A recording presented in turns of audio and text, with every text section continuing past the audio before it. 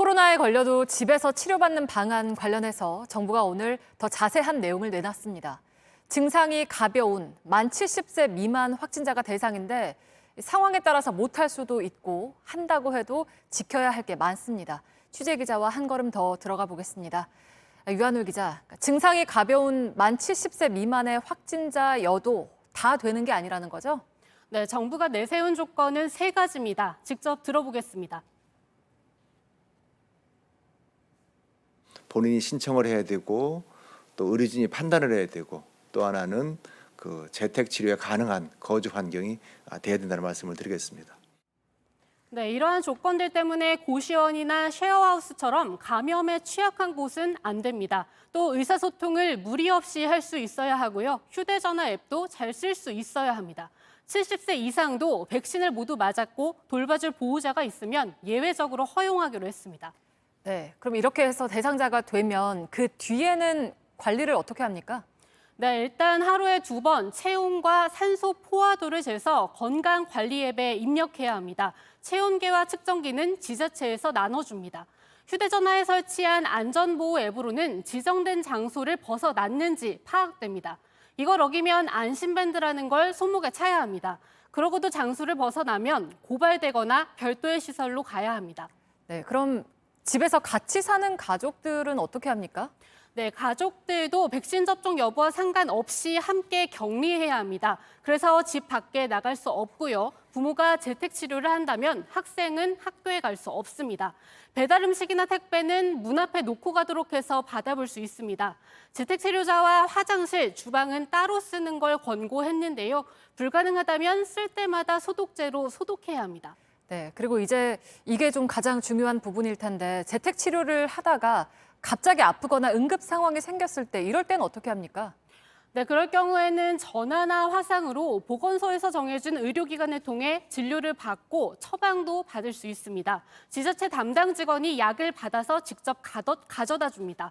응급 상황이 생기면 지자체에서 제공한 24시간 비상 연락처로 연락하면 됩니다.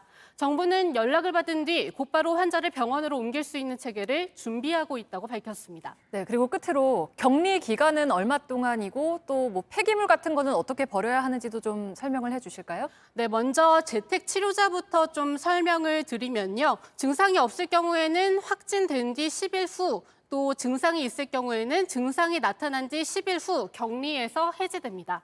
같이 사는 가족도 접종 완료자면 이때 같이 해제되고요. 접종을 마치지 못했으면 PCR 검사에서 음성이 나와도 14일 더 격리됩니다. 폐기물은 이중 밀봉한 뒤 소독해서 재택 치료가 끝나고 사흘 뒤에 내놔야 합니다. 네, 알겠습니다. 유한울 기자가 잘 정리를 해드렸습니다.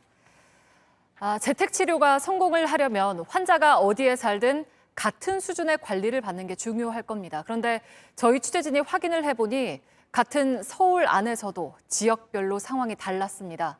어디는 공무원 1명이 4명을 관리하지만 또 다른 데서는 수십 명을 맡기도 합니다. 아직 준비 중이라 그렇다지만 좀 더 세심한 준비가 필요해 보입니다. 박민규 기자입니다.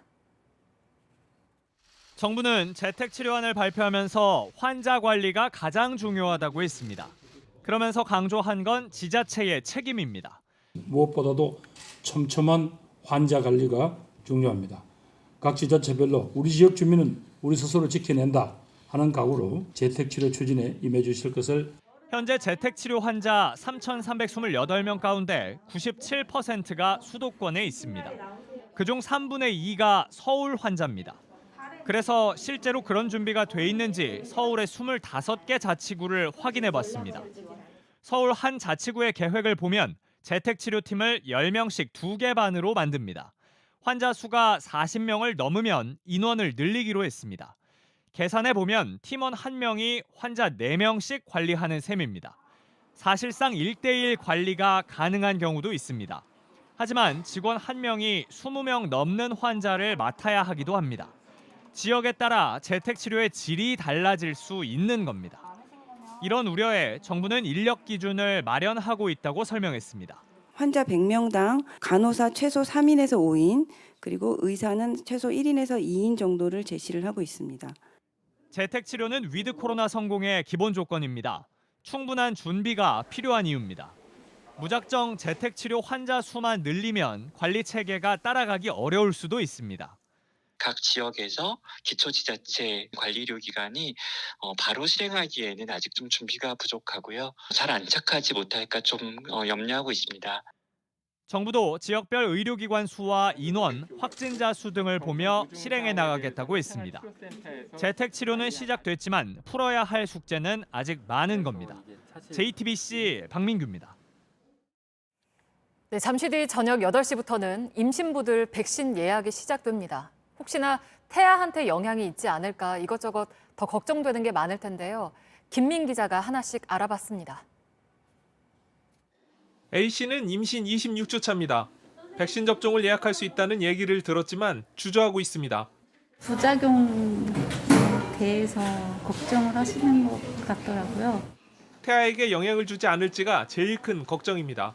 저는 맞았는데 저희 와이프는 어찌됐든 간에 배 안에 아기가 있기 때문에 제가 섣불리 와이프한테도 뭐 맞아라 그렇게 말은 잘 못할 것 같아요. 실제로 온라인 커뮤니티에서는 이런 걱정을 하고 있다는 글이 계속 올라왔습니다. 맞겠다는 글도 있습니다. 불안하다는 반응도 많습니다. 우선 백신 자체가 태아에게 나쁜 영향을 주진 않습니다. 대신 엄마에게 항체가 생기면 태아도 보호받을 수 있습니다. 미리 맞으신 분들은 항체가 만들어지고 아기한테 전달될 확률이 높겠죠. 모유 수유 중에 맞아도 아이에게 나쁜 영향은 없습니다. 백신을 맞고 열이 나면 아세트아미노펜 계열의 해열진 통제를 먹으면 됩니다. 임신부라고 백신을 맞고 열이 나는 증상이 더 심한 건 아닙니다. 다만 임신 초기에는 의사와 상담해서 정해야 합니다. 이제 대부분의 유산이 12주 이전에 일어나게 되고 태아의 상태를 먼저 확인을 하고 안전한지 본 다음에 전문의와 상담 후에 임신부 접종 예약은 잠시 뒤인 밤 8시부터 시작됩니다. 접종은 오늘 18일부터입니다. JTBC 김민희입니다.